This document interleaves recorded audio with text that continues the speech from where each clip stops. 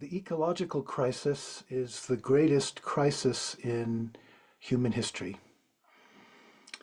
And we have to remember it refers to a lot more than just climate change or global heating. It includes lots of other things, such as an extinction event, the fact that so many plant and animal species are disappearing, toxic pollutants in the air, in the earth, in the sea, in our bodies, loss of topsoil, loss of forests, trees, and so forth. What does Buddhism have to offer? Buddhist teachings, Buddhist practices that can help us understand and respond to this challenge. I'm reminded of a Zen story from ancient China where a student asked Master Unman, "What's the fruit of a lifetime of practice? What is it that we learn, in other words, from our meditation?" And Unman replied simply, "Responding appropriately." A wonderful, wonderful response, reminding us that our path isn't about, focusing on ignoring and transcending this world, going somewhere better, but in fact enabling us to respond more appropriately to whatever the situation may be, helping us overcome our delusive sense of separation so that we are fully embodied, fully engaged in the world. But nonetheless, how do we respond appropriately to such an extraordinary challenge, to a world that in some ways seems to be self-destructing? What does Buddhism offer here? And one answer is maybe nothing, remembering that the Buddha himself lived in a very different time and place, Iron Age India, maybe 2,400 years ago. For him, and indeed for all of the Asian Buddhist traditions, none of them has anything very specific to say about our ecological crisis, because of course that's not something they had to deal with. Every Buddhist culture had its own issues, its own problems, but the kind of problem we have today is not one of them that they faced. Nonetheless, there are really important implications built into Buddhist teachings that we can develop, that we can tease out. For example, I think maybe the most important is the whole notion of the bodhisattva path that is so important in Mahayana Buddhism, right? The fact that one wants to become awakened not simply for one's own sake, but to help others. And something else that I find fascinating in Buddhism is the parallel between what Buddhism has always had to say about our individual predicament, right? And it really comes down, so much you can say it really at the core of our dukkha, of our dissatisfaction, our frustration, our suffering, is the delusion of separation, right? And can't we see that it's really the same problem with the ecological crisis? That in fact, at the core of the ecological crisis is in fact this sense of separation that we as a species, as a now global civilization, we feel separate from the earth. But what I do want to talk about today, what I want to focus on, is the bodhisattva path, or what I sometimes call the new bodhisattva path, because I think we need to understand it a little bit differently today.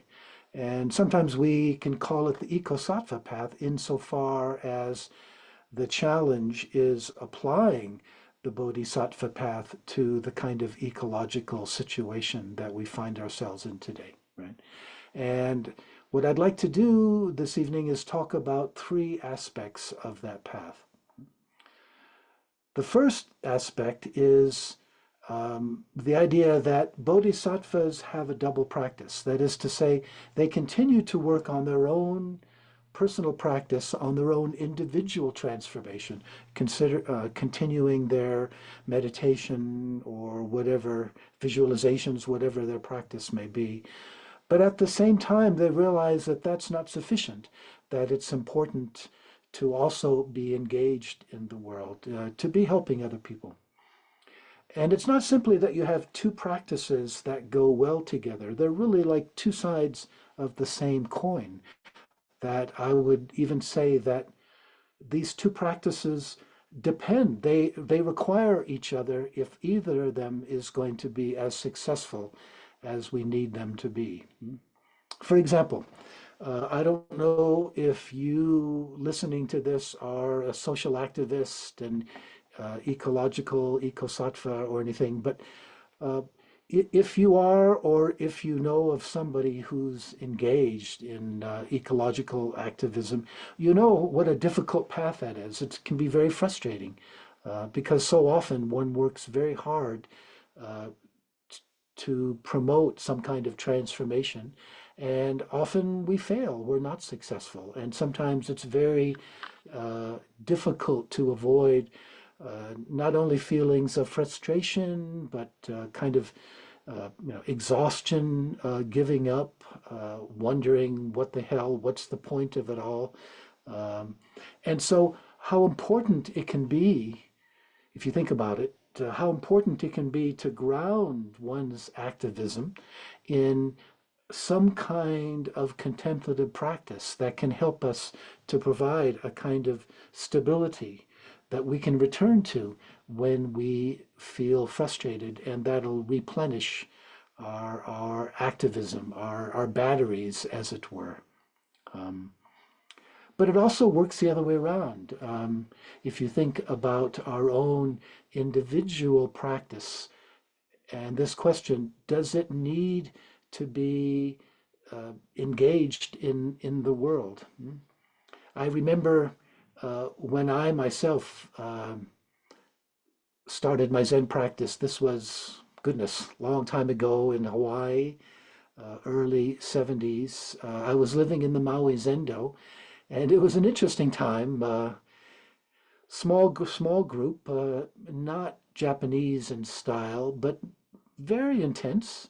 Frankly, most of us at that time were hippies, like long hair, many of us long beards, but we were very serious about the practice. We sat hard, we meditated hard, and it wasn't unusual to have experiences, what in our Zen tradition is called kensho, or now we say openings. You could also say moments of insight, moments of letting go, moments of non-duality.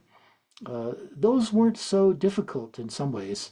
Uh, they certainly weren't rare, but what I think many of us soon realized is that more difficult, more challenging was to actually integrate those insights into how we actually live day to day, right? It's one thing to have a momentary or a very brief experience like that. It's something else to actually um, uh, integrate that into how we actually relate to other people. Um, hmm. I'm remembering the story here of Milarepa, and I wonder if there's a kind of a myth here that sometimes causes problems for us. Uh, right, Milarepa was right one of the great yogis of Tibet. In some ways, considered maybe the greatest. He apparently walled himself up in a cave and practiced, meditated very, very hard for years and years. According to the story, his skin turned green from eating nettles. And supposedly he went all the way to Buddhahood in one lifetime. Um, wow. Uh, Interesting story. Is it actually true? I'm reminded of something that Joanna Macy said, that the world has a role to play in our awakening. And, you know, is it the case that one we just go off and something happens in our minds, or isn't it the case that we actually need to engage with other people, that that interaction is an essential part of our practice? Let me grab a quotation here.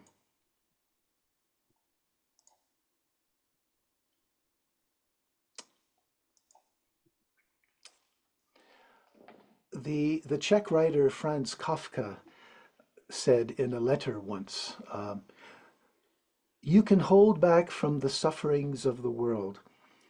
That is something that you can do. You're free to do it, but perhaps this very holding back is the one suffering you could avoid. Very interesting. Holding back from the sufferings of the world is a suffering for us. Why?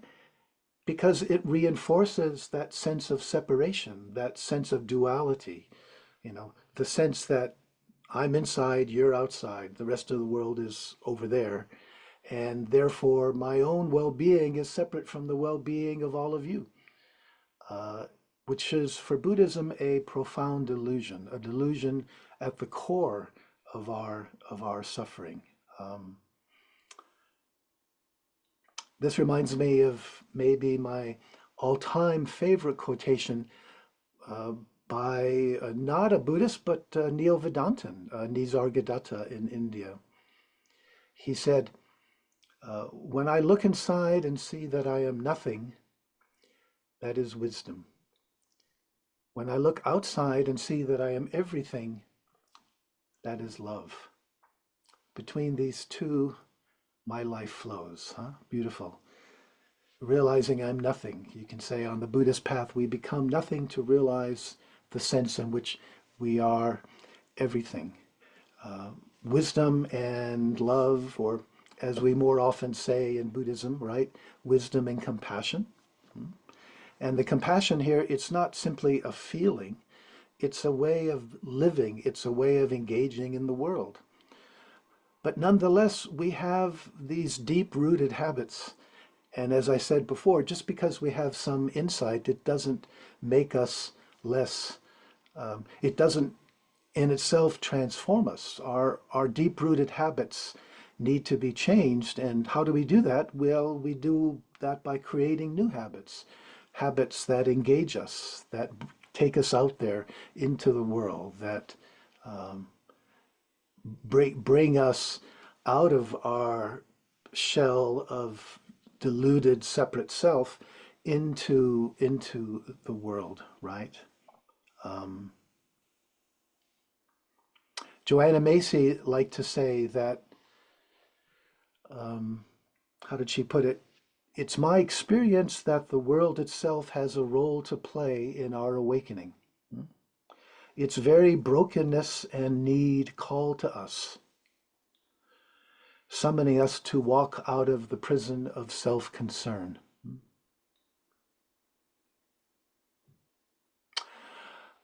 Baba Ram Dass, an American teacher, formerly Richard Alpert, an important figure in American spirituality, he liked to say to his students, so you think you're enlightened, huh?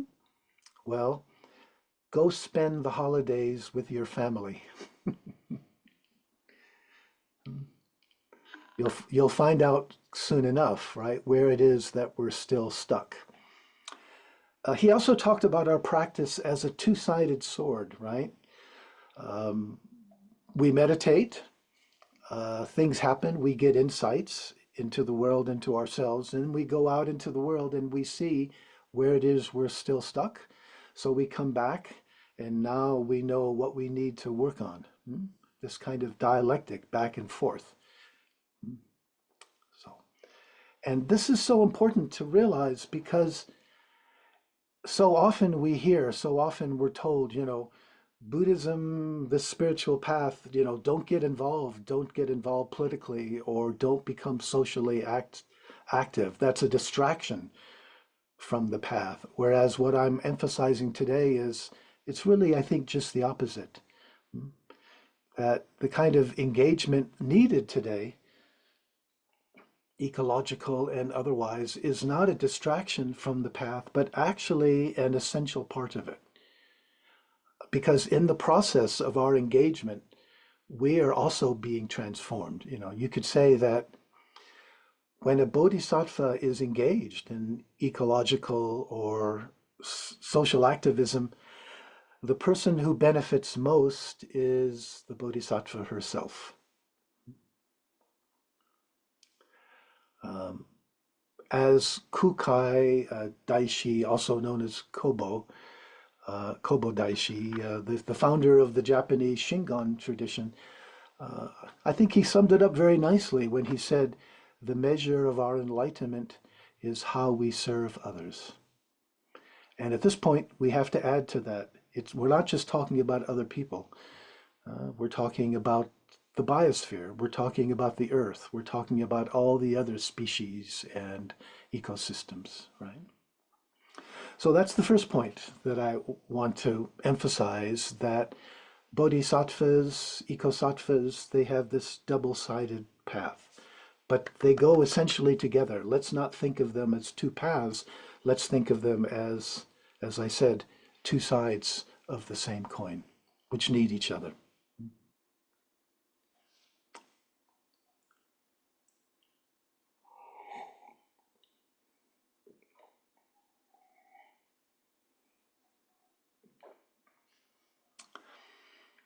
Point number two. Um, I sometimes talk about not just the bodhisattva path, but the new bodhisattva path, because frankly, I think today, in some ways, we have a better understanding of the problem of dukkha than people did in the time of the Buddha, right? Dukkha, of course, it's the word we translate into English as suffering, but we have to understand it in the broadest sense. Not just physical and mental pain, but more profoundly dissatisfaction, frustration, dis-ease, the fact that our lives never seem to be going quite as well as we would like them to. The Buddha himself said that the only thing he taught was dukkha and how to end it. And in fact, the Four Noble Truths, which are normally used to summarize early Buddhism, right? They're all about dukkha, the cause of dukkha, the end of dukkha, and how to end dukkha, the Eightfold Path. But the way that dukkha has been usually understood in Asia is, I think, somewhat problematical. It's important to realize that early Buddhism, in order to survive, wanted royal support. It wanted the support, or at least the toleration, of the kings and emperors who ruled that place. And so Buddhism had to be a little careful there. And I think that may well be why the focus in Buddhism has traditionally been on individual on the individual causes of individual dukkha. For example, if you think about karma, right?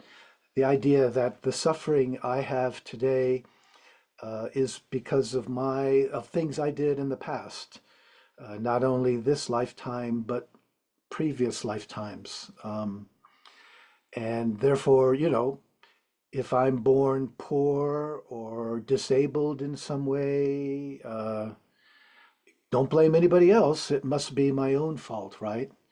Um, I once heard actually a Buddhist teacher, um, a Tibetan teacher who I otherwise won't name, who said, "Oh, what terrible karma all of those Jews in Nazi Europe must have had to be born in that place at that time."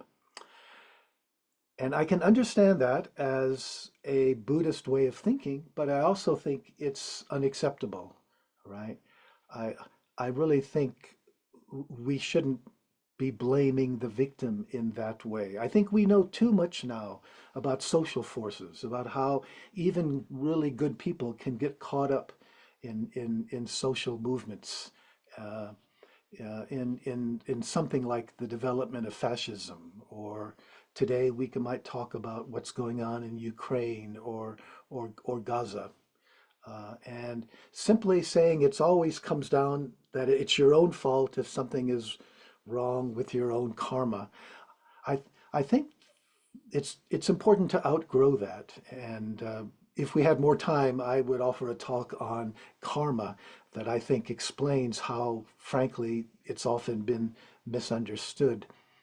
Um, but even then, if we look at the attitude of the Buddha, it suggests to me, and it's sometimes been argued by some Buddhist scholars, that the Buddha himself was a lot more progressive than the organization that developed after he died.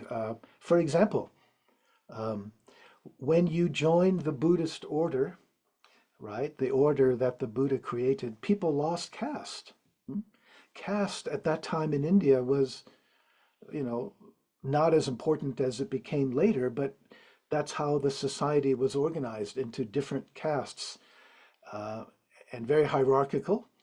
And yet the Buddha said, well, once you join the order, you lose caste. Everyone's the same, everyone's equal. You're not even supposed to talk about caste. Something very progressive for that time. And also what the Buddha said about women, uh, was it maybe even more progressive, right? At the time of the Buddha in Vedic India, the situation of women was very poor, right? They weren't allowed to take part in the main rituals, the Vedic rituals and sacrifices and so forth. Um, in fact, they could get into a lot of trouble if they did. Uh, but the Buddha, realizing that women have the same Buddha nature and the same potential to awaken as men, what did he do? He created not only a bhikkhu sangha for the men, he created a bhikkhuni sangha for the women, acknowledging they too could practice, could become enlightened. Unfortunately, after the Buddha died, um, basically patriarchy reasserted itself in a very strong way. And in most places, the Bhikkhuni Sangha died out. And basically, even today, I think it's fair to say every Asian Buddhist culture, not just the culture, but Buddhism, right? Every Asian form of Buddhism remains strongly patriarchal. I think that's changing to some degree now, but it's especially outside Asia, but it's still a problem in some cases, right? Um, but speaking more generally about dukkha and the causes of dukkha, I it seems to me that in the last generation of Buddhism in the United States, at least, I think that Buddhist practitioners, we have become a lot better in social engagement. We have become a lot better in seeing the importance of that. But the emphasis is still on individuals helping other individuals. Um, One way to say it is I think we have become a lot better at pulling drowning people out of the river. But what we're not necessarily much better at, where we still need to learn, is well, wait a minute, why are there so many more people drowning in the river these days, right? Who or what is pushing them in the river upstream? In other words, we need not just to think of individual suffering, but we need to look at the social and ecological forms of suffering. Um, Bill McKibben, an important American writer, eco-activist, founder of 350.org, um, When he was in Paris for the climate talks, oh goodness, maybe 10 years ago now, somebody approached him and said, "Well, what can I do as an individual? You and I as individuals, what can we really do to address the ecological crisis?" And he replied, "Stop being an individual." Very interesting. Obviously, there are things we need to do as individuals. It's important to reduce our carbon footprint, for example, but it's also true that we have institutionalized problems, right? The role of fossil fuel corporations and their influence on government. We can't simply respond as individuals. We have to come together. We have to work together. And that means, of course, that we have to have strong sanghas, which frankly, I think is still a weakness in American Zen or American Buddhism. I can't say about South America, but here in the US, if you remember the three treasures, uh, the Buddha, the Dharma, the Sangha, right? I think it's fair to say in America we have a lot of teachers and we have a lot of teachings, not only books, but online stuff, retreats. Where we often are not very strong yet is with Sangha, because in Western Buddhism, the ordained Sangha, the monks and the nuns, the bhikkhu and the bhikkhuni, that's not basically the main thing going on in Western or Buddhism outside Asia. It's more lay people. My guess is that everyone or almost everyone listening to this talk, we are lay people. And the problem there, of course, with families and jobs and many responsibilities, it's inevitably our attention is divided. And so this is something we have to look at very seriously and ask what it is that we might do to create stronger sanghas of people that uh, feel a stronger sense of connection and spiritual fellowship. You know, it was the Buddha himself in the Pali Canon. The Buddha himself said that spiritual friendship is, uh, in a way, the most important aspect of the spiritual path. We need each other. We need each other's support. And sometimes that doesn't happen, I notice, especially if we just come together for a retreat, maybe several days retreat. We find time to do that. We come together and we're silent together. No one is talking except maybe a bit with the teacher. The teacher gives a talk, whatever. And maybe the only time that you're connecting with the other people is over tea at the end, and then everyone goes home. Well, you know, that's not creating a strong enough sense of Sangha, I think, especially looking into the future when, frankly, things could become much more difficult. And it may well be the most important thing for helping us deal with the difficult future is how connected we are, how much others have our back, as we say in English, uh, how much we are part of a loving community where we are there for each other. We're willing to do what we can for each other. So that's the second point. I think a bigger, broader sense of dukkha. If, as the Buddha said, he taught dukkha and how to end it, we have to look very seriously at these institutional forms of dukkha.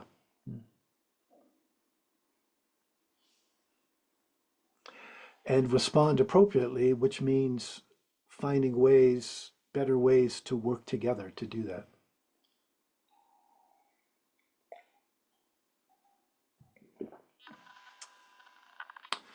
My third and final point that the bodhisattva path, the ecosattva path, it doesn't tell us what to do, but it tells us a lot about how to do it. And of course, that makes sense, especially today when our situation is so different. There's a big literature in Asian Buddhism, especially East Asian Buddhism, about the bodhisattva path. And it's interesting that traditionally, bodhisattvas don't follow the Eightfold Path of early Buddhism. Rather, they focus on developing to the highest possible degree six perfections or six character traits, right? The emphasis here is on, see if I can remember them, um, generosity, moral behavior, uh, patience, persistence, some kind of contemplative practice, and finally, prajnaparamita, non-dual wisdom, insight, awakening. Um, Now, there's a huge literature about them, as I said, and so people who are interested, they can go refer to that. What I would like to refer to, though, I want to end by talking about what I think is the single most important distinctive aspect of spiritual activism for Buddhists. I want to emphasize one aspect, one attitude that is really important for us to develop, which is to say that bodhisattvas, ecosattvas act without attachment to the results of what they do. They act without attachment. You know, something that's easy to misunderstand.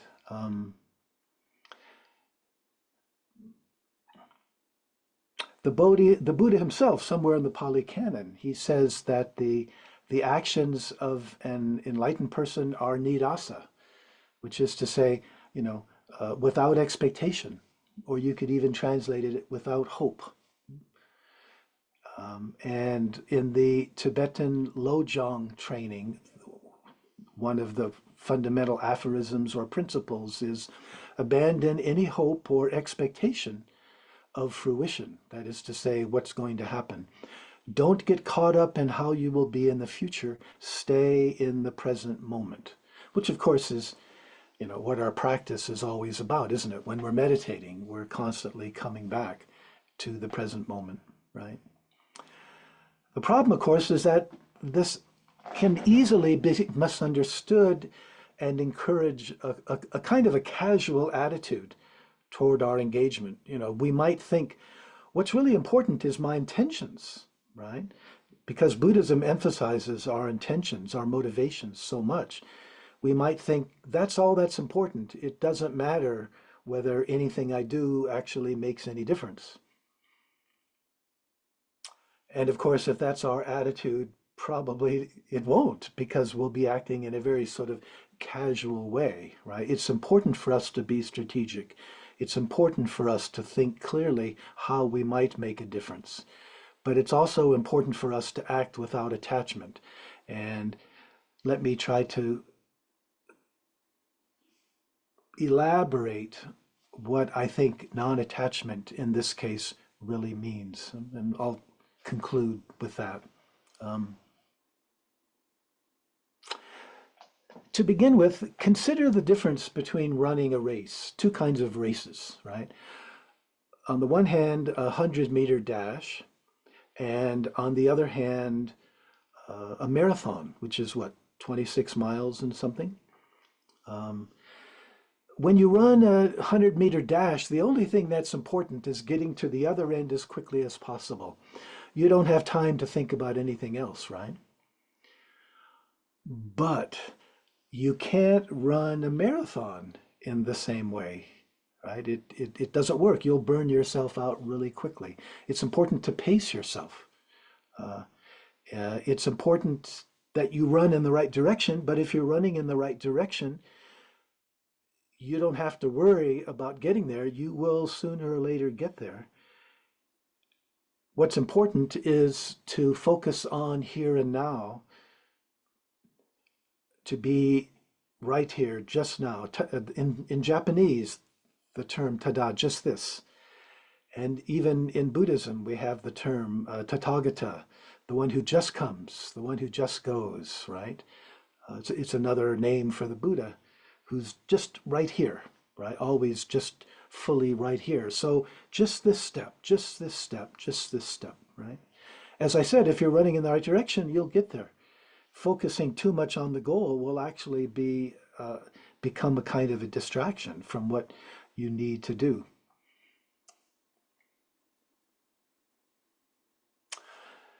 But of course, there's a lot more to say about non-attachment. Marathons are long races, but sooner or later you get to the end. What about a race, or let's say a path with no end? Here, what I'm thinking about is what in Zen, right, we call the four bodhisattva vows. The first vow, the most important, says very clearly, living beings are numberless, countless. I vow to save them all. I vow to help liberate them all. I vow to help them all realize their true nature. Interesting contradiction, right? They're numberless, but I'm going to save them all. I'm vowing to save them all. I mean, is that crazy or what? It's a contradiction, isn't it? And actually, it's not. The point is not so much getting to the goal as reorienting the direction and the meaning of our lives away from our usual kind of self-preoccupation. What's in it for me? Myself is the center of the universe. Shifting that to, well, wow, I'm not separate from other people. I'm not separate from the rest of the world or the biosphere. What can I do to make this a better place for all of us, right? So the fact that the vow cannot be fulfilled, it's not a problem. That's the whole point of it. It's a new way of being in the world, a new basic orientation. And no matter what happens, you could say we don't get discouraged or not for long, right? So we try to help somebody. We try to help a situation. If we're successful, great. But we don't say, okay, well, I'm done. Well, no, I'm not done. I'm never done. There's always more that needs to be done, right? And likewise, maybe I try to do something and it doesn't work out. So what? So I try again in a different way. Or maybe I realize that's not the important way to approach the problem right now. Um, but it's not as though, one's responsibility is over. And it's not as though this is a kind of a burden, right? It's easy to understand it as, oh my goodness, I've no rest here, right? It's really just the opposite, that once we wake up and realize our true non-dual nature, that we're not separate from others, this is naturally the way that we want to live, right? Instead of preoccupation with, you know, myself, it's, oh, you know, I'm part of all this. I'm a manifestation of all of this. Hmm, what does that mean? How do I want to live? What do I want to do with my life? You could say that this is the way we naturally want to live. It becomes our passion as well as our joy. But there's a third and a final point about this non-attachment to results that I want to end on here, which in some ways you can say it's the most important, right? And I think we need to acknowledge how difficult our situation today is.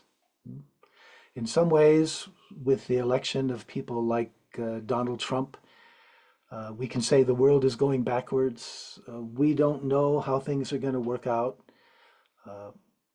Some ecologists, some scientists are very concerned. It may well be that we are very close to tipping points, or maybe we've even passed tipping points. And maybe even civilization as we know it is doomed, it's going to fall apart. Maybe even our own species become extinct. We don't know. We just don't know what's going to happen in terms of when we look around us and actually pay attention. We just don't know. We just don't know. We just don't know. Does that ring a bell for anybody? Right? In Zen, we talk about don't know mind, and it's a very important part of our practice. Right? Some of you may be familiar with the Zen Peacemakers, an international organization, socially engaged, and they have these, three fundamental principles. The first one is acknowledging don't know mind, and the second one, if I can remember right, is becoming aware of the suffering and joys in the world, and thirdly, responding appropriately to those sufferings and joys, bearing witness to those sufferings and joys. But the idea of don't know mind, it's not ignorance in the usual sense, but it's more kind of a spaciousness of that, we're not so identified so completely with one way of understanding what's happening. We still do the best we can according to our understanding of the situation, but there's also kind of openness or flexibility of mind. We're ready to change our focus as the situation or our understanding of the situation changes, right? So you could say not knowing isn't a fixed position, but it's a kind of more open-minded way of engaging with the world, right? One of my teachers in Hawaii, Robert Aiken, liked to say that our task is not to clear up the mystery, but to make the mystery clear, right? And I love that way of putting it, right? Our spiritual path isn't about, oh, now I understand everything about how the world is working and so forth. No, it's more opening up to an essential mystery, a fundamental mystery where, in a profound sense, it's not as though we completely or ever fully understand what's going on. A world that's changing whether or not we notice it. So we don't grasp this, we kind of open up to it. And that's how we end up manifesting something greater than our egos, right? So you could say this way of understanding don't know mind, it's not debilitating, it's empowering. It liberates us from dogmatism. We do the best we can in response to the best we know. And I think this has really important implications for certain types of dualistic thinking about the future. For example, optimism and pessimism, right? Should we be optimistic about the future? Should we be pessimistic? My favorite definition of a pessimist is someone who has to live with an optimist, right? There's that. It's a great example of dualistic thinking, how the one way of thinking depends on the other, and they can switch back and forth between them. But again, both of them are taking us out of the present. And Joanna Macy said something very similar about hope, right? Let me quote. She said, because hope, by the way, is hope and fear, or even hope and despair, that too is another kind of dualistic thinking about the future. She says, I find that assuring people there's hope, including myself, is not all that useful. In Buddhism, there's no word for hope. That's interesting. She's right. I'm not aware of any Buddhist text, any Buddhist teaching that talks about, much less recommends, hope, right? Very different from, say, Christianity. You remember Paul, in one of his letters, I think the Corinthians, St. Paul says, he talks about faith, hope, and charity. But in Buddhism, there's no role for hope. Joanna goes on, hope would be viewed as a distraction from what's at hand. It takes us out of the present moment and into conjecture. I think all we can really affirm is where we want to put our attention. We have a choice. Do we want to give up and surrender to what's happening? Or do we want to engage, join those working for a livable future? Joanna, actually, the irony here, of course, is that she has uh, a book called Active Hope. Um, but the kind of hope that she recommends, it's not sort of sitting back and waiting to be passively saved by something, but rather a sense of potentiality, of that there are possibilities in the future that then inspire or motivate us to do what we can to try to realize them, right?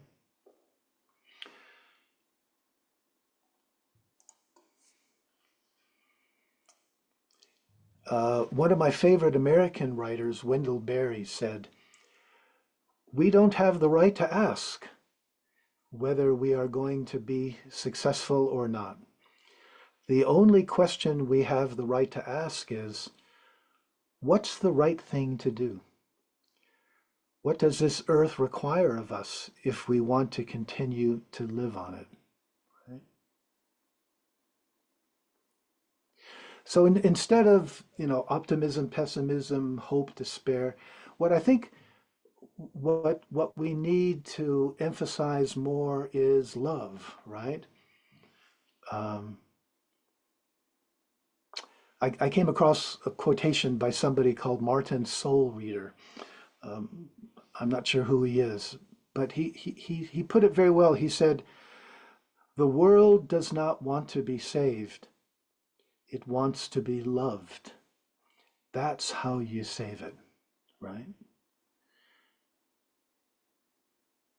If we love the world, and remember Nisargadatta, loving as the other side of realizing our non-separation. If we love the world, we're naturally going to want to do what we can, even though we don't know whether it'll make any difference, right?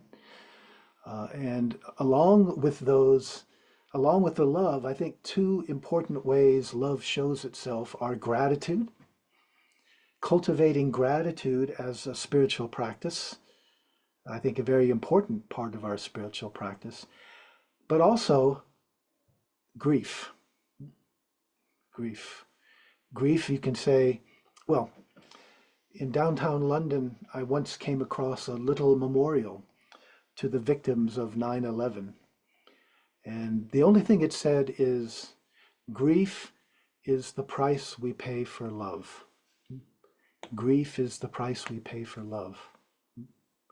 And grief is very different from despair, right? Despair, that's a head trip about the future. Grief is feeling our love now for something that has passed away. And I think it's important for us to feel that. It's important for us not to repress it. Um, uh, in fact, I would say there's a positive function to grief in that grief can, when we remember our grief, it can really remind us what's important about the world, not to get caught up in hedonism or the things that aren't so important. What's really important? Huh? Our grief reminds us. It helps orient us, and I think inspires us to want to walk the bodhisattva or ecosattva path.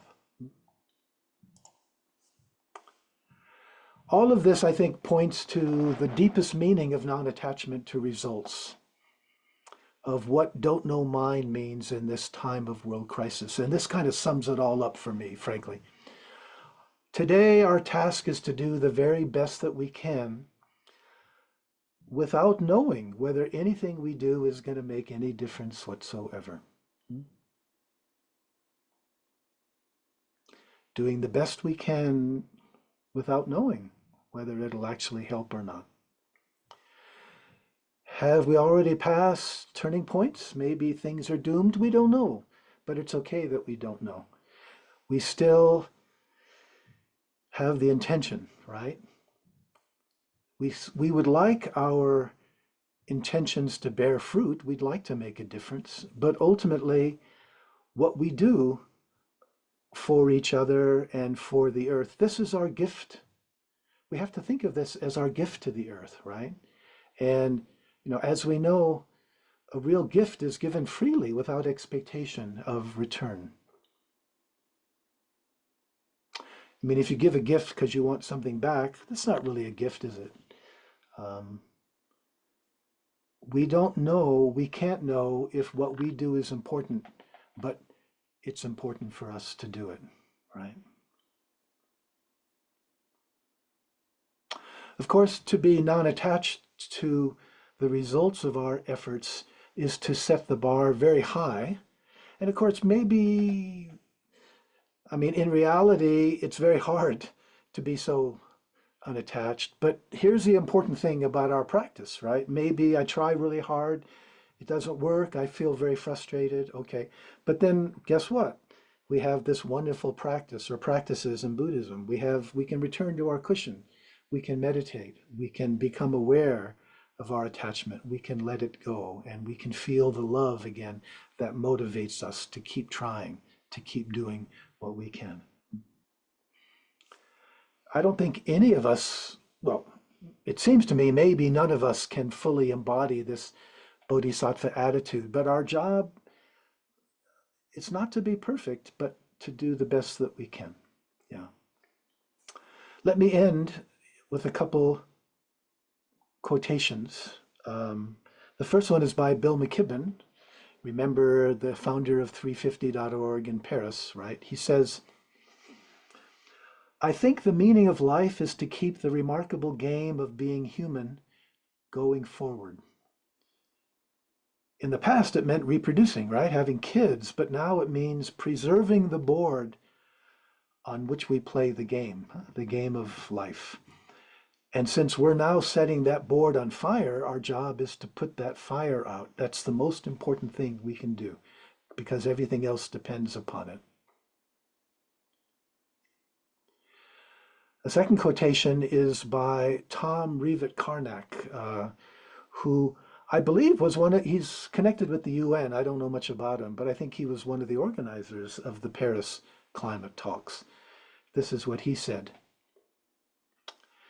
You have the biggest opportunity in all of human history to live an incredibly meaningful life.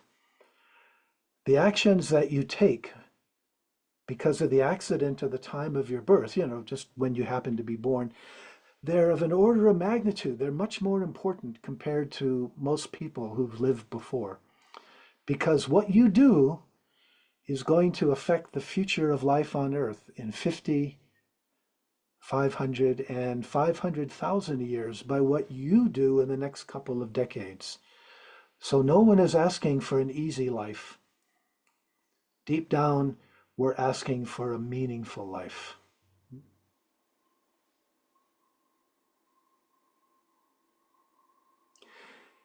Frankly, it seems to me that if contemporary Buddhists don't want to do this, right, don't want to move in this direction, then maybe Buddhism isn't what the world needs right now. But what I've tried to point out in this talk, how I think that Buddhism has a great deal to offer that can help us understand and respond to what has become the greatest challenge that our species, humanity, has ever faced. Thank you.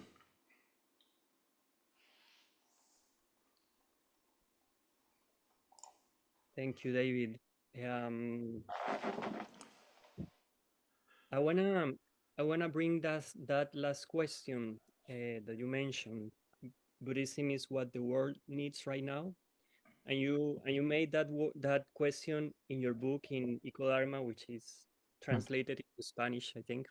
mm, Uh, and I wanna quote you. You say the ecological crisis is also a crisis for how we understand and practice Buddhism, mm, which today needs to clarify its essential meaning or its mm, essential message. If it is to fulfill its liberative potential in our modern, secular, endangered world, does Buddhism itself needs to wake up? mm, So I was wondering that you mentioned in your second point how these kleshas or afflictions needs to expand to include the structural uh, causes of suffering or dukkha. But I think and I wanted to explore with you. I want to explore with you what do you see Buddhism needs to recreate, or how Buddhism needs to recreate itself to be in a position of responding appropriately to not just to ecological crisis, because we're dealing with a how, uh, with a poly crisis, or some scientists say the Anthropocene, so Mm, uh, or the Capitalocene. But how do you see Buddhism needs to wake up? mm, mm. Yep, very, very important question. Um, and it's important to realize that this kind of question, that this kind of dialogue is actually essential to Buddhism itself. I mean, from the beginning, Buddhism has emphasized impermanence, insubstantiality, everything changing. And interestingly, that applies to Buddhism itself, right? We can see the way Buddhism has spread throughout Asia. It didn't just impose itself, but it interacted, and it became something different in different cultures because that was most helpful to the people in those cultures, right? So I'm a Zen student, Zen practitioner. The Buddha didn't teach Zen, right? The Buddha, uh, Zen is something that evolved in China and then spread to Korea and Japan. So this concern about how Buddhism might need to change today, I think this is being true to the essence of Buddhism, because in a way, Buddhism has always asked that question. It encourages us to ask that question. But here's the other thing.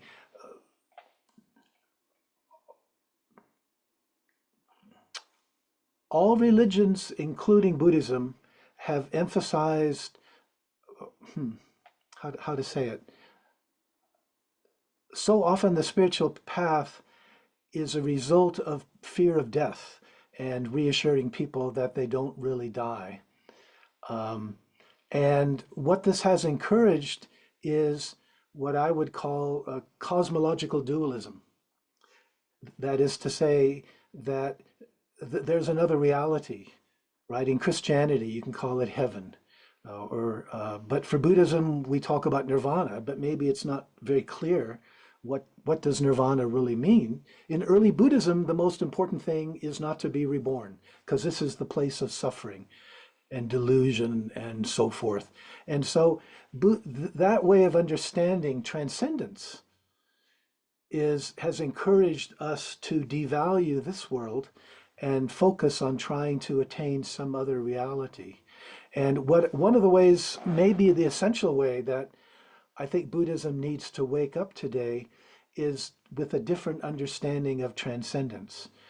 What we need to transcend is not this world, but our usual way of experiencing this world, that there are other ways to experience it. And in fact, this is what the greatest Buddhist philosopher Nagarjuna emphasized, right?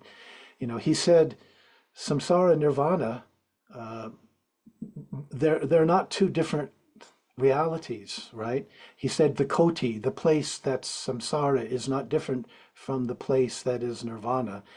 What I think we need to wake up to is the realization that our spiritual path isn't about devaluing, escaping this world, but it's the realization that through our practice, we can come to realize this world in a very different way. We usually experience it dualistically. David is here, Juan Pablo is there, my well-being is separate from yours, etc. And what we need to do when we let go of ourselves, as Zen in particular emphasizes, then we end up living in a transformed world. And uh, what naturally goes along with this, of course, is ecological engagement, right?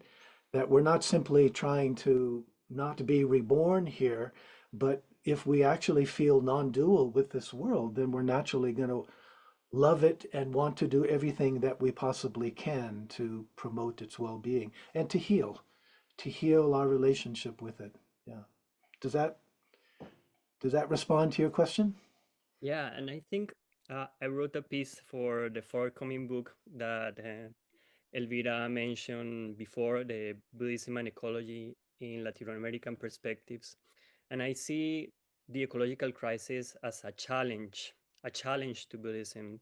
So one of the challenges, I'm very inspired by you, that I mentioned is this philosophical ontological challenge where we need to maybe see again that ontological dualism. But I also feel that we need to look for other ways to practice, for liturgies or something like that. We need to create new ways of practice, and that's why the work that reconnects of Joanna Macy is very powerful for me. You know, it's a practice. Um, but I also see, as you were mentioning, the history, how important is to create new dialogues. And for example, what we try to do in Laboratorio of Ecobuddhism is to bring this conversation between Buddhist narratives or Buddhist philosophies, but also indigenous philosophies or indigenous cosmologies, because we feel that the dialogue between Buddhism and the Western, or whatever we want to call it, is very much centered into, for example, science or neuroscience, no? But there are other opportunities of dialogue between into this dialogue. So anyway, um, another thing I wanted to explore. You are involved in activism, right? With, I don't know if you're still part of Extinction Rebellion, but you were involved in 2020 or 2021 maybe. And I was one, and there was a group in Extinction Rebellion inspired by Buddhism.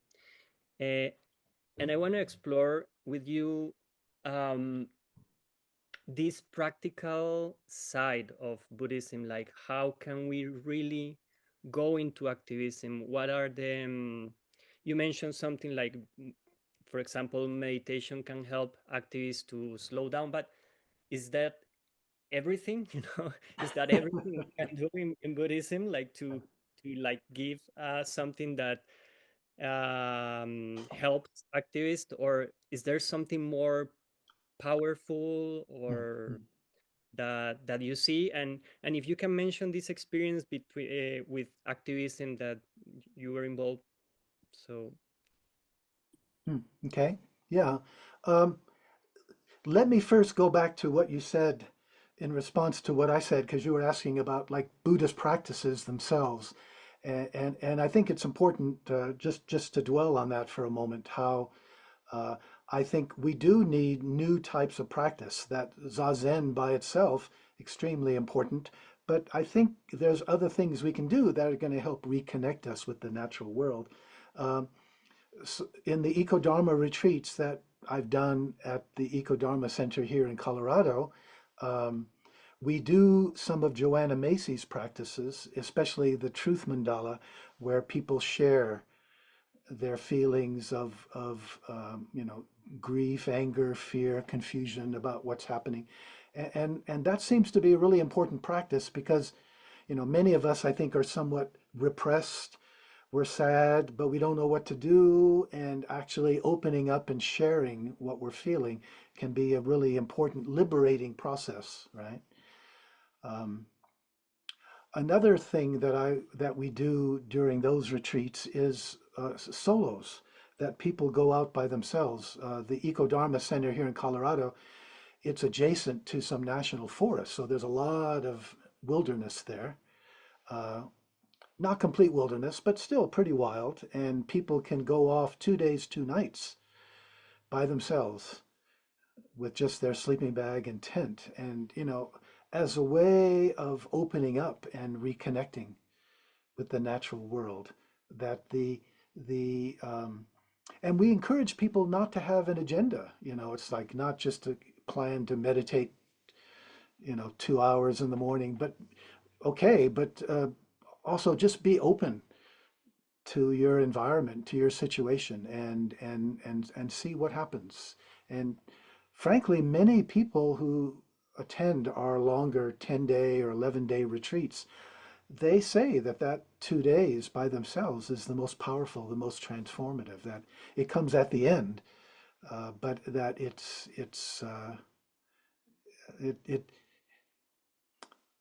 wonderful things happen. At the end of it, we all come back together and share, and lots of stories, many of them very funny, about things that have happened and how that I think that's been an important way of reconnecting. Yeah. But anyway, getting back to your other point, what about actual engagement? I mean, um, because I wrote that book on eco dharma, people sometimes contact me and they ask, they say, "Yes, I want to be an ecosattva. What should I do?" Even though I think the book says pretty clearly that Buddhism doesn't tell us specifically what to do, right? But so we have all these different movements. So we have Extinction Rebellion, and now since then some new ones. Um,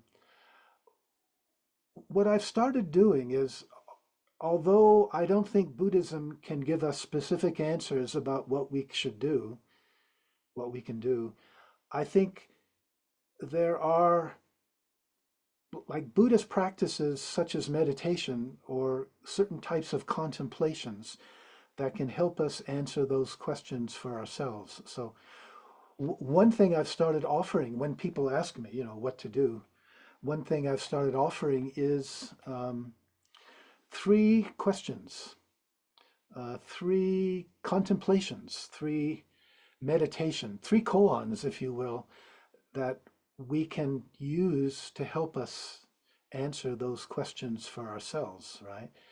Um, Number one, what do I have to offer? Taking into account everything about my situation, right? My age, my health, am I retired? Do I need money? Who am I responsible for? Da da da da. My networks, my training, my education, my background, everything. Taking into account everything about my situation now, what can I do? Maybe my time is very limited or not. The second question is follows from that, right?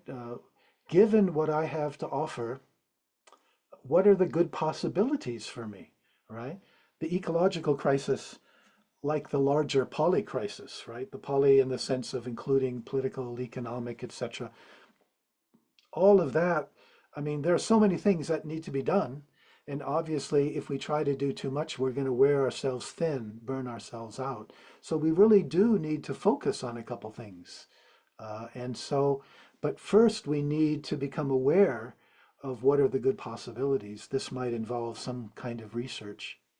Um, Often it's local, like here in Colorado, fracking, gas fracking is very common and very polluting. So that's something many people get engaged in. Um, in Australia, it might be the barrier reef or what's going on there, right? And then the third question, again, following from the first two, given what I have to offer and given what are the good possibilities for me, what calls to my heart? What do I feel pulled to do? What do I feel asked to do, right? So this goes beyond ego, this goes beyond rational adding up pros and cons. It's more, yeah, what pulls me? What gives me energy or life or or love here? And of course, if that's what motivates us, we're more likely to work more deeply and maybe even be more successful. But the focus there is very much on, yeah, what do I feel pulled to do? So I think these three questions, they can't be answered in an afternoon, I don't think. I think we really need to take time. But if we really take the time to work on them, and by the way, groups can do it too. I know eco-dharma groups that will talk about these. But these three questions, what do I have to offer? What are the good possibilities for me? What calls to my heart? I think these three questions can be very helpful when it comes to deciding what we might actually do. Yeah. So the chat is now open for the audience to make the questions. If you want to make some questions to David, It can be in English or in Spanish. I can translate the questions for David. One more thing, David, that I wanted to explore is that I don't know if you see like a cultural change. I see that, or my perspective is that in 2020, before the pandemic, this climate movement was really, really strong. There was a lot of attention in the COPs, no? COP 25, 26, 27. But now, with the wars and with the genocide that is happening now in Palestine, I think that is kind of diminishing. And we were talking the other day with the laboratorio. How can we approach these two, like, they are related. We know that they are related, Mm. you know. But right now, I think, and I don't know if it is also your perspective, when we talk about ecological issues, they are not so received as like maybe 5 years ago. So how do you see, like, in your cultural analysis, Mm. Mm. the reception and the reception also in the Buddhist communities to speak about climate change or the Anthropocene or the ecological crisis? Because what I feel personally right now is that there are more urgent things going on. For example, Palestina, no? So I don't know if you have a word Mm. to Mm. say about that. Yeah, I don't know if they are more urgent, but I think it's really important for us to acknowledge. I started out by saying that climate change is just part of a larger ecological crisis. But I also think we need to recognize that even the ecological crisis is just part of a much larger polycrisis of our civilization. Huh? Um, Almost 5 years ago, in the early days of COVID, Noam Chomsky, very important intellectual professor here in the US, Chomsky said that right now is the most dangerous time in human history. Wow, that's powerful, right? Let me say that again. Right now is the most dangerous time in human history, and I think he's right. But why did he say that? Actually, for him, the ecological was the first thing he mentioned, but that's only part of it. Um, he also mentioned uh, the danger of war, especially nuclear weapons. You know, we haven't used them in what, 80 years, but that's still a dangerous possibility. And he also mentioned the decline of democracy, the fact that in so many places around the world, um, democratic governments seem to be in decline. Well, I think the best example right now is obviously Trump, right? And here in the US. But you in South America, you're very familiar with this phenomenon for sure. Um, and it's interesting. 5 years ago, Chomsky said this is the most dangerous time in human history. Well, since then, things have not gotten better. In fact, this was before Ukraine, before Gaza, before Trump, before January 6th, where he didn't, uh, um, where he tried to stop leaving office. This before his reelection. So, what am I trying to emphasize here? We have a civilizational crisis, and we need to acknowledge it. That yes, climate change, ecological is urgent, but there's a lot of other things going on at the same time. And the fact that they have become so much worse, right? Uh, Gaza, Ukraine, Trump, etc. I think inevitably, to some extent, that is distracting our attention just because they kind of seem more immediate here. Like here in the US, Trump is doing something horrible like almost every day. And it's really, really hard to keep up with that. And so in a way, the focus shifts from just being an ecosattva to being a bodhisattva in general and acknowledging that the crisis. So basically what I'm saying in answer to what you said is, yes, I think that the focus has shifted, but it's based on the realization that what we're confronting today is like the greatest challenge, the turning point in world history, the turning point in the history of our species, which direction we're going to go, and we can't isolate out the ecological anymore. Yeah. Now, obviously, that's not something encouraging, but it's a reality that we're facing. Yeah. There are some questions from the audience. The first one is, how can we give continuity to these challenges or to these thoughts as a Buddhist community? Well, I think the important thing was the word community at the end of that, right? Um, for example, I'm very connected with the Mountain Cloud Zen Center in Santa Fe, New Mexico. Uh, they have a Zen Center, and then they also have an Eco Dharma group. And they meet regularly to educate themselves and to talk about things, including what they should do. But I think it's the cultivation of people coming together and sharing their concerns and then doing things together. I think that is absolutely essential.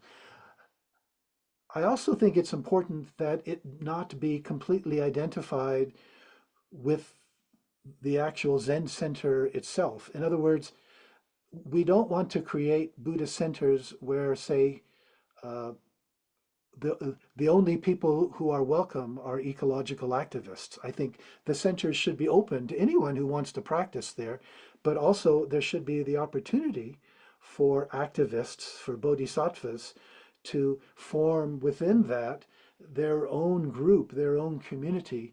And just by being together and sharing their concerns and doing things together, that creates relationship, it creates sangha, it creates some powerful um, directions together. I think that is absolutely essential.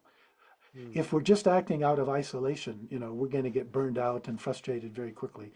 But if we can find ways to create community and work together, it's very different. Yeah. Thank you, David. There's a question from Monica. She appreciates very much this relationship between ecological activism and Buddhism.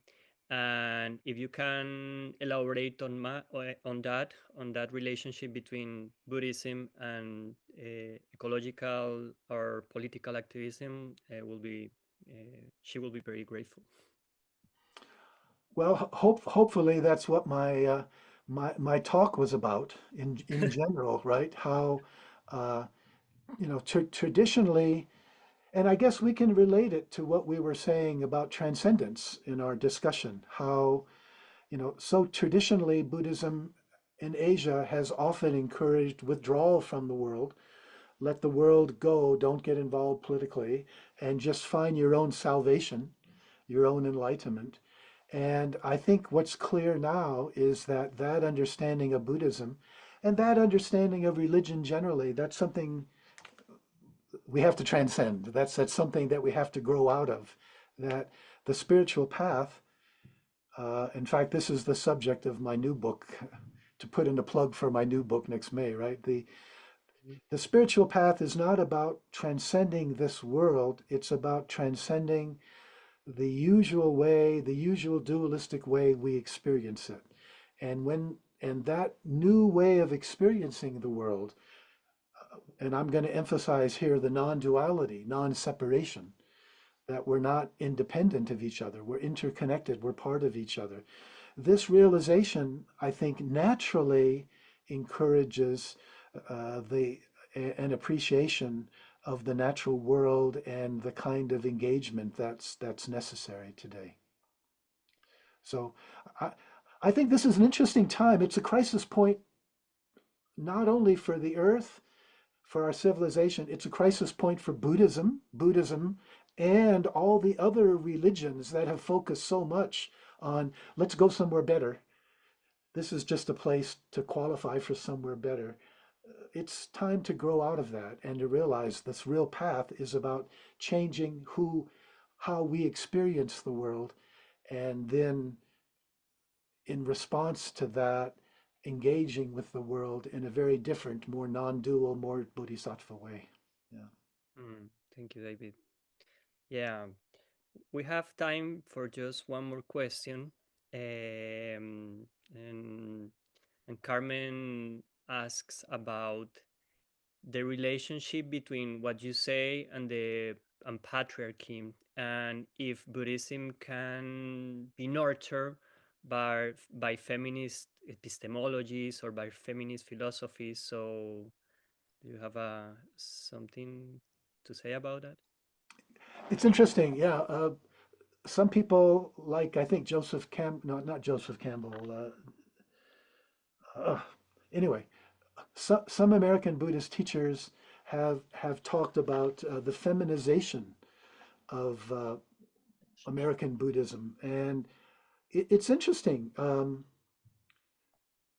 My personal experience is that whenever I give a talk or a workshop or a lecture, it's at least two-thirds Buddhists. Sometimes, and there was one, I was in Europe last month. There was one, I don't remember which one now, uh, where I gave a talk and it was three-quarters Buddhism. Interesting. I asked my wife about that, and I asked her, is it because I'm so good looking? And she said no. So I don't think it's about me. I think it's about something has happened that women are really plugged into. Uh, you can also look at it from the other side. What's happened to the men? Where are the men? Why aren't the men being so engaged? Um, uh, but there's definitely a kind of a change of consciousness in the modern world. When I went to university way back in the 60s, at least two-thirds of the degrees were given by men, were given to men. Now that's reversed. Most in America, most college degrees, including graduate degrees, are with women. So there's this extraordinary change of consciousness that I think is going on, and it's happening in Buddhism too. In American Buddhism, for example, I think that within the Zen traditions and within the insight traditions, right, the lay Theravada, um, we have at least as many women teachers as men now. And maybe that's not true in Tibetan because of the reincarnated tulku, the men, and so forth. Uh, but so there's definitely something really powerful going on, and I think that plugs very nicely uh, the fact that so many women are interested, that so many women are getting deep into the practice, that so many women are becoming teachers. I think this is a really important and exciting development for the Dharma. Yeah. By the way, I should say, just in case anyone reinterpreted it, when I asked my wife whether it's because I'm so good looking, please understand that was meant to be my joke, which is certainly the way that she took it. So I just hope no one took it literally. I don't think of myself as being that good looking. So, So thank you, David. There's a couple of more questions, but we have to close now. Um, you have you have a meditation, a guided meditation or something on weekends or something like that, because maybe people can connect to you or ah, maybe okay. Actually, I could put that in the chat. So, right that would when be great. COVID started, seven of us teachers in the Boulder area decided to offer morning meditations. So Mm, every morning at 8 o'clock, one of us is offering a meditation and usually what we call a dharmet, like a 5-10 minute Dharma talk. And I do it on Wednesday mornings. Uh, what I can do is call up here. I can put the link for all of those if anyone wants to follow up on that. that would be See great. if I've got it here. There were some questions about karma and other questions that Right. we Well, cannot. that reminds me of the other thing because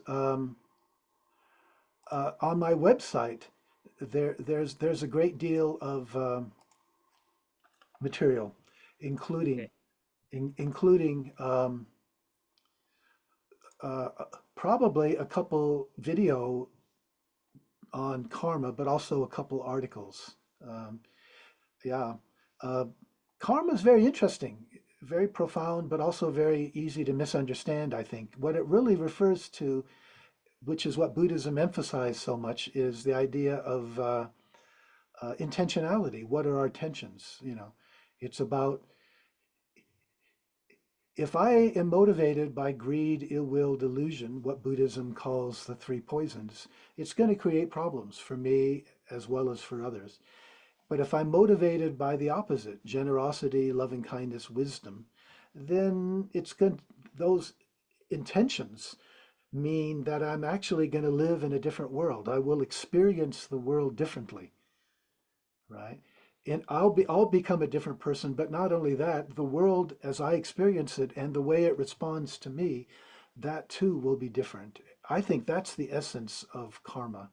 Um, but if somebody wants to follow up on that, I would recommend my website, davidloy.org, right? One word, davidloy.org. It's got a bunch of stuff on karma and lots of other things as well. Yeah. Well, thank you, David. Thank you for everyone who joined today. We appreciate very much your voice. As I was telling at the beginning, you are one of our elders. So thank you for your words and your wisdom. And I invite everyone who wants to turn on the camera to say hello and goodbye, and see you the next time we have a program, hopefully. And thank you, Mireia, for your translation. Thank you so much for making this possible. Elvira, Senko, all the people from LEP. You. Gracias. Gracias. Ciao, ciao. Ciao, ciao. Thank you very much, David. Bye, bye. Gracias, David. Mireia. Muchas Gracias. Muchas gracias. Vinga, hasta que no se'ns veu, carinyo. Vinga, adeu, adiós. Adiós, adiós.